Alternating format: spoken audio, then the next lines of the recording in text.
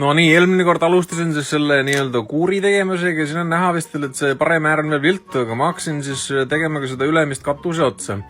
Seda siis tuleb jälle siin tükihaaval teha, sellepärast akeen on ees ning siis tuleb erinevaid juppe teha. Siis ma olen küll kaamerast väljas, aga siit selles nii-öelda saki välja lõikamiseks läheb ka vaja igast möötlisi teha.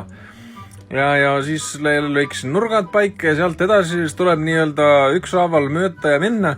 Ehkki see nii-öelda samm on justkui samasugune kogu aeg, et kui mis vahega nii-öelda saagima peaks, aga siiski igaks juhuks siis iga kord möödan täpsemalt ära, et ei läheks asi lappuma.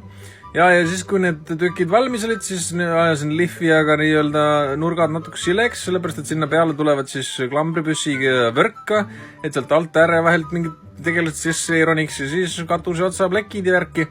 Ja siis tegin ka akna nii-öelda pösed, välimised servad ära ja siis tegin ka katuse ääred lõpuks valmis, et nüüd sai nagu